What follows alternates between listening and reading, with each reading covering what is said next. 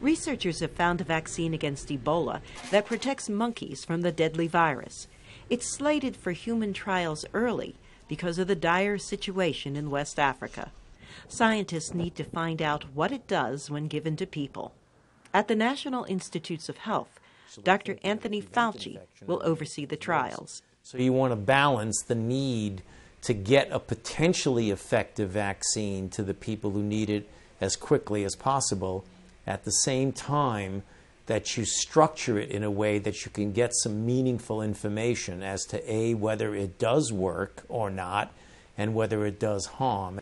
Dr. Fauci says proving safety is critical. We've had experience with vaccines that you actually think they're going to prevent infection and they make things worse. If it goes well, the next step is a larger trial in the countries where the outbreak is occurring. But this also has to be done scientifically. Those who get the vaccine have to be monitored. Dr. Fauci says vaccine trials are very different from providing experimental drugs to treat Ebola.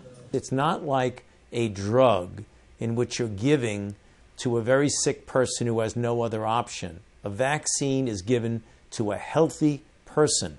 So the idea of first do no harm is much, much more compelling when you're dealing with someone who is a normal, healthy person versus someone who is desperately ill and has no form of therapy but needs something. Those are two very different scenarios. One of the biggest concerns is the lack of infrastructure in the countries where the outbreak is raging. Too few doctors, too little protective gear, not enough treatment centers or medicines to help sick patients. The World Health Organization is asking for $500 million to address these issues. If a larger trial is warranted, it will start early next year. Dr. Fauci says he hopes the situation in West Africa will be better under control by then. Still, he says, even if the vaccine is effective, it's not the answer to the current outbreak. We have an ongoing epidemic. We do not have a vaccine, so that's a hypothetical. We do not have drugs, so that's a hypothetical. Right now, what we do have is the possibility of infection control, isolation, quarantine, and contact tracing.